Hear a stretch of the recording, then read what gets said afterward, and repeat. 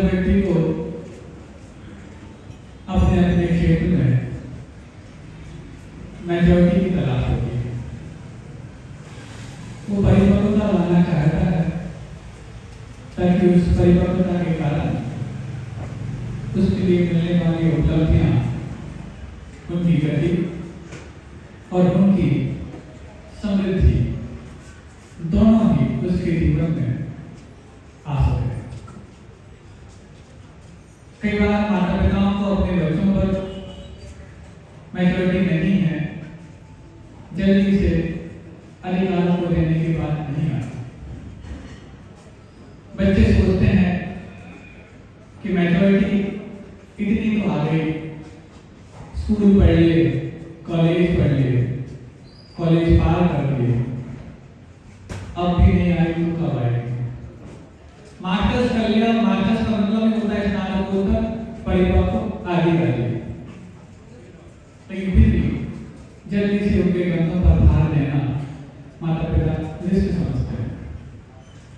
और ये घटनाएं सिर्फ माता पिता और बच्चों के बीच में नहीं, हर उस क्षेत्र में जिस क्षेत्र में आप अनभिज्ञ होते हैं, वो अनभिज्ञता ही आपके लिए मैच्योर साबित होती है। यो यत्र अनभिज्ञ स तत्र बालकः, कि जो जहाँ पर अनभिज्ञ है वो वहाँ पर बालक है। लेकिन अनभिज्ञता विज्ञता में तब्दील हो भी जाए तो क्या मैच्योरिटी आ जाती है? ऐसा ही प्रश्न जब सामने आया किसी बालक के द्वारा,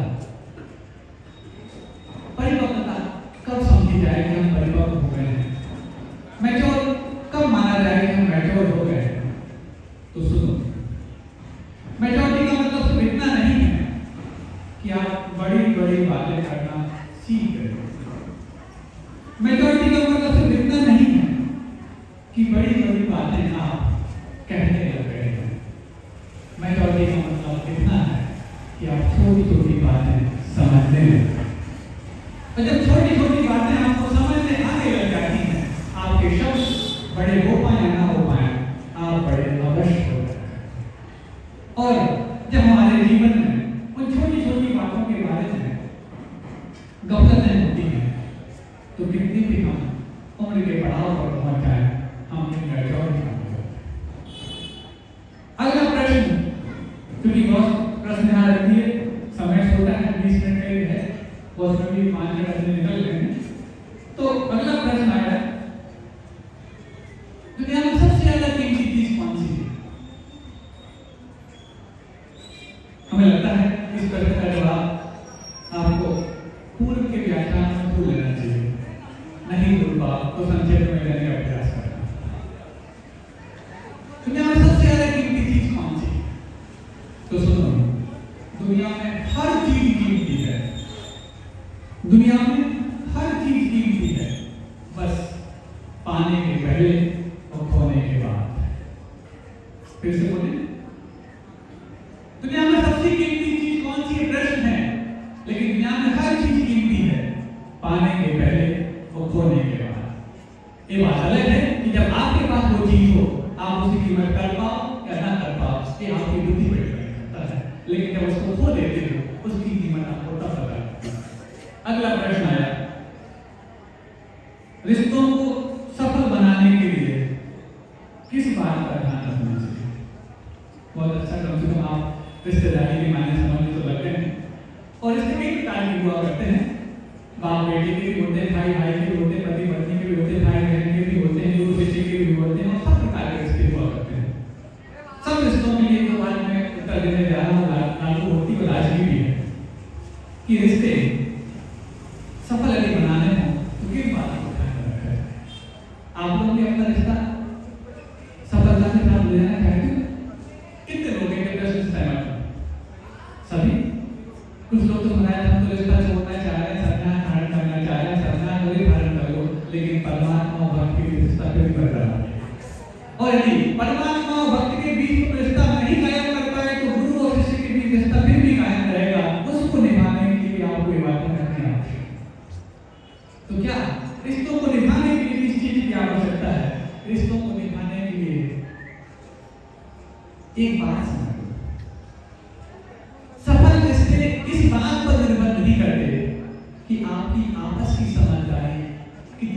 अच्छी है। सफल रिश्ते इस बात पर निर्भर नहीं करते कि आपकी आपस की समझदारी कितनी अच्छी है, बल्कि इस बात पर निर्भर करते हैं कि आप गलत फहमियों को कितने अच्छे तरीके से दरकिनार करें। और यदि आप गलत चीजों को, गलत फहमियों को अच्छी तरह से दरकिनार करना सीख गए तो आपकी समझदारी कमजोर भी हो, आप अच्छे निभाने वाले, रिश्ते निभाने वाले अवश्य बन जाओगे। और यदि ये आपके जीवन में आ जाए तो फिर आप गृहस्थ होकर के भी आदर्श गृहस्थ बन जाओगे। और यदि साधु जीवन को स्वीकार कर लिया तो आप आदर्श संत हो जाओगे। अगला प्रश्न आया, महाराज योग्यता की जहां तक बात आती है तो योग्यता कई बार हम परिचय देना चाहते हैं लेकिन हमारी योग्यता को पहचानता नहीं। बहुत अच्छी बात है। तो तीन बातें आप समझ लो आपके प्रश्न से, एक प्रश्न का उत्तर मैं दे ही रहा हूं, उसके साथ साथ दो तीन चीजें और समझ लूंगा। वो दो तीन चीजें क्या है? कभी भी योग्यता बहुत दिनों तक छुपी नहीं रह सकती। एक चीज फिर से बोल, कभी भी योग्यता बहुत दिनों तक छुपी नहीं रह सकती। कोई भी भाव बेइज्जती से बड़ा नहीं हो सकता।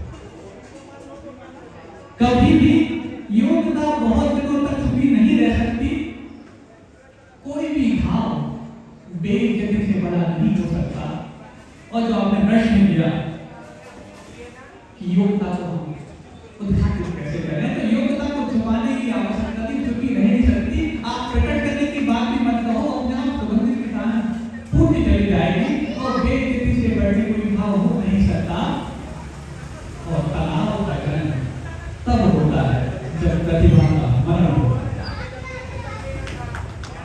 जब प्रतिभा लड्डू को प्राप्त हो जाती है उस समय तनाव जन्म लेता है। और आपके जीवन में तनाव पहले नहीं आ रहे हैं तो कहीं ना कहीं आपकी कोई प्रतिभा आपसे दूर हो रही है, मरण को प्राप्त हो रही है। बस उसको जितने देर तक आप जीवन रख पाओगे तब तक आप तनाव नहीं रह पाओगे। और जैसे ही प्रतिभा आपकी मृत्यु को प्राप्त हो गए आप तनावग्रस्त हो जाओगे। अगला प्रश्न है, हमारी सफलता और प्रसिद्धि देखकर लोग हमसे ईर्ष्या करने लगेंगे तो हमें क्या करना चाहिए? आपको उसकी ईर्ष्या को देखने का समय तय नहीं करना चाहिए, क्योंकि प्रशंसा के भूखे योग्यता से कंगाल हो जाते हैं। जिनके पास योग्यता है उनको प्रशंसा को सुनने के और समझने का समय ही नहीं। कभी आपने ऑडी और फेरारी जैसी कारों का एडवर्टाइजमेंट देखा, BMW का विज्ञापन देखा? क्यों नहीं? जब इतनी बड़ी बड़ी कारें और इतना बड़ा इन्वेस्टमेंट करके लोग उसको खरीदते हैं तो फिर उन कंपनियों को जो कार बनाती हैं विज्ञापन क्यों नहीं देते हैं? क्योंकि उन कंपनीज को पता है कि जो इतनी महंगी कारें खरीदेगा उसके पास विज्ञापन देखने का समय ही नहीं। तो योग्यता के कंगाल व्यक्ति ही प्रशंसा के भूखे हुआ करते हैं और प्रशंसा जिनके जीवन से दूर हो गई है वो अपनी योग्यता को बढ़ाने में भी अवलीन रहा करते हैं। और अगला प्रश्न, ईर्ष्या भी वही करते हैं और ईर्ष्या भी वही करते हैं जो योग्यता से कंगाल होते हैं। हाँ, महाराज जी मित्र कैसे होने चाहिए? और आपके पास यदि दो मित्र हैं और दोनों खास हैं पर वे दोनों आपस में कुछ खास नहीं है तो खास तो होगी कुछ ना कुछ, तो हमें दोनों के बीच कैसे तालमेल बनाना चाहिए? और अच्छा, मित्रों को बनाते वक्त इस बात का ध्यान पहले रख लें, चाहे मित्र का रिश्ता होता है कोई भी रिश्ता हो, क्योंकि आप यदि अपेक्षा के साथ हैं तो कितनी भी अच्छी मित्रता हो, कितना भी अच्छा आपका रिश्ता हो, बहुत दिन तक रहने वाला नहीं।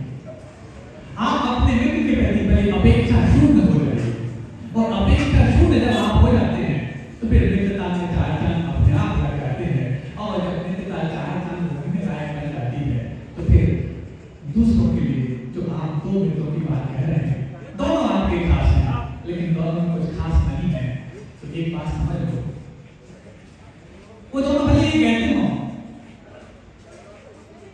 हमारे अब उनसे कोई अनबन नहीं है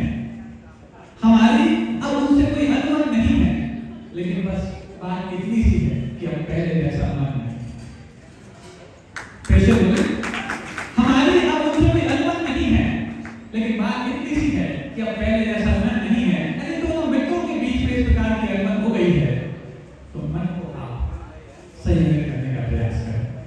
पहले अपने मन को संयमित करें, क्योंकि जब आप उपगोहन और स्थिरीकरण ले जाएंगे तो पहले खुद को स्थिरीकरण करके जाएंगे, क्योंकि जब आप सेवा और स्थिरीकरण का मन बना के किसी के बीच में जाते हैं तो ग्लानि और गाली को जीत जाएगी। और जब ग्लानि और गाली आपसे जीती नहीं जाती है तो उन दोनों के बीच में ना, क्योंकि जिसकी आप सेवा, जिसका आप सहयोग, जिसका सत्कार आप करना चाह रहे हैं, जिसके फोड़े को आप फोड़ना चाह रहे हैं और उसके रोग को दूर करना चाह रहे हैं, फोड़े पे हाथ लगाते वक्त वो मरीज आपको लाख बीमार, फोड़े को हाथ लगाते वक्त उसमें से मरवान निकलती जो आपके ग्लानि के लिए कारण बन सकती है। तो ग्लानि और गाली को देव कहते हैं, जिसको स्थिरीकरण करना अच्छा लगता है, जिसको सेवा का मार्ग अच्छा लगता है, तो पहले ग्लानि और गाली को जीत ले, पहले इतनी सेवा खुद की कर ले, फिर उसके बाद सेवा की मार्ग निकालेगा। यदि एक दिन हमेशा अपने आप को चुनने को कहता है और दूसरे को छोड़ने को, तो हमें किसको चुनना चाहिए?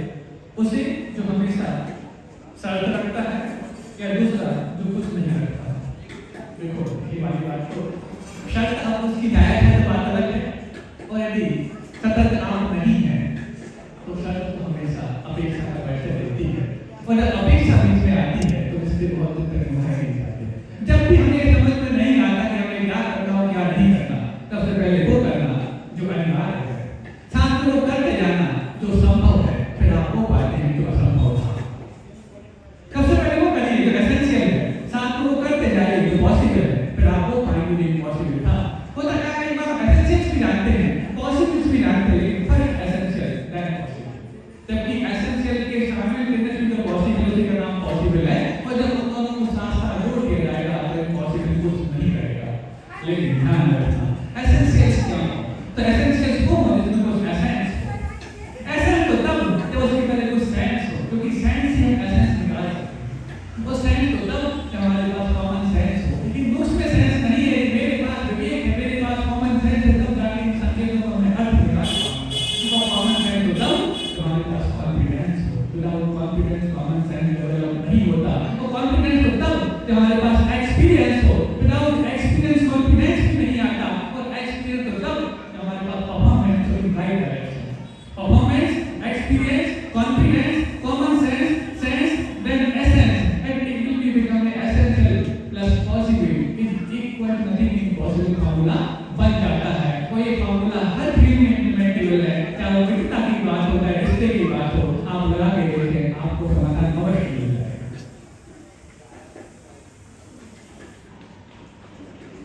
हाँ, अगला महाराज, नियंत्रित करने की बात आए किसी को तो नियंत्रित कैसे किया जाता है? किसको नियंत्रित करना चाहते हैं? किसको नियंत्रित करना है? प्रश्न आपने किया, नियंत्रित करने की बात आए तो नियंत्रित कैसे करें? फिर यदि प्रश्न आपका सामान्य है तो उत्तर क्या विशेष सुनो। आप शासन को नियंत्रित कर सकते हैं, मृत्यु को नहीं। आप सांसों को नहीं, सांसों को, आप श्वासों को नियंत्रित कर सकते हैं, मृत्यु को नहीं। आप जीवन को नियंत्रित कर सकते हैं, जीवन साथी को नहीं। आप श्वासों को नियंत्रित कर सकते हैं, मृत्यु को नहीं। आप जीवन को नियंत्रित कर सकते हैं, जीवन साथी को नहीं। और आप पलों को नियंत्रित कर सकते हैं, बीते हुए पलों को नहीं। और जिनके जीवन में बीते हुए पल महत्वपूर्ण हुआ करते हैं, वो पलों को हल्का बनाते हैं, और वो हर पल को अपने जीवन में ऐसे दिए कि हर दिन उम्मीद के साथ शुरू होता है और अनुभव के साथ है। लेकिन अनुभव ऐसा मिले ताकि अगले दिन उम्मीद बरकरार रहे। हमारा जीवन कई बार ऐसा हो जाता है कि हम सब शाम को और रात को जिस अनुभव को पाते हैं, उस अनुभव को ऐसा लगता है कि हम अगले दिन उम्मीद ही खत्म हो जाए। अनुभव पाने के लिए प्रयास ऐसे किए जाए, उम्मीद बरकरार रहे, क्योंकि उम्मीद ही है जो आसमान को थामे रखी है, उम्मीद ही है जो सांसों को थामे रखी है, उम्मीद ही है जो आप लोगों को यहाँ बिठाए रखी है, क्योंकि क्या इस प्रकार के बार बड़े बड़े आयोजनों में धराशायी नहीं होते ना, होते हैं, लेकिन क्या आप धराशायी होंगे ऐसा मान के यहाँ बैठे?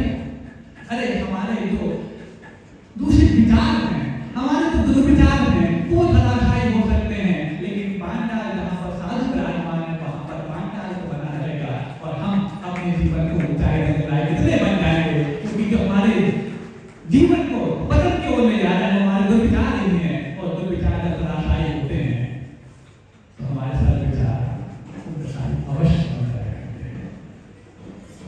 अगला प्रश्न मुझे लगता है अंतिम प्रश्न है और अच्छा प्रश्न लग रहा है। महाराज, संकल्प टूट जाता है और जब संकल्प टूट जाता है तो फिर कई बार ऐसा लगता है कि संकल्प अब कैसे दोबारा प्राप्त किया जाए। अच्छा संकल्प आप एक दफा पूछा, हम 3-4 बातें बताना चाहते हैं। इन 4-5 चीजों को भी तोड़ना है। पहला संकल्प जो आपने प्रश्न किया है, इन 4-5 चीजों को भी तोड़ना नहीं। पहला संकल्प, दूसरा विश्वास, तीसरा प्रेम। पहला संकल्प, दूसरा विश्वास, तीसरा प्रेम, चौथे रिश्ते और 5वां दिल। क्यों? क्योंकि ये 4-5 चीजें ऐसी होती हैं जब ये टूट जाती हैं तो आवाज तो नहीं करती लेकिन दर्द बहुत करती। ये जब टूट जाती हैं तो आवाज बिल्कुल नहीं करती, दर्द बहुत करती है। इसलिए इन 5 चीजों को टूटने से नहीं सकता। तो महाराज, संकल्प टूट जाता है उसका क्या किया जाए? संकल्प टूटा है आपकी अज्ञानता से अथवा लापरवाही से। अज्ञानता से टूटा है तो ज्ञान पूर्वक पश्चाताप और उसको फिर पुनः उस स्थिति पर चढ़ करके विकल्प मुक्त करने का प्रयास करो। और लापरवाही की बात है तो अपने अंदर इतने उस दिल को तमाचे को, ताकि किसी प्रकार से आपको इस प्रकार की दिक्कतें ना आए। क्योंकि लापरवाही उस व्यक्ति को कभी नहीं गिरती जिसके जीवन में भय होता है। लापरवाही उसी व्यक्ति को गिरती है जो अपने जीवन को सचेतता के राह पर निर्भय होकर होता है। निर्भीकता अच्छी भी मानी जाती है, लेकिन निर्भीकता हो तो और निर्भीक होकर के एडिक्टेंट्स बन गए। अरे निर्भीक होकर के एडिक्टेंट्स बन गए, कौन सी बड़ी बात है? आतंकवादी हो गए, कौन सी बड़ी बात है? निर्भीक होकर के मिलिट्री बनती तो कोई बात है। और मिलिट्री यदि बन जाओगे तो आपके जीवन में निर्भीकता आ सकती है, क्योंकि यहाँ पर देश सेवा करने आप गए हैं। यहाँ पर इतने लोगों को धर्म ध्यान कराने का श्रेय जा रहा है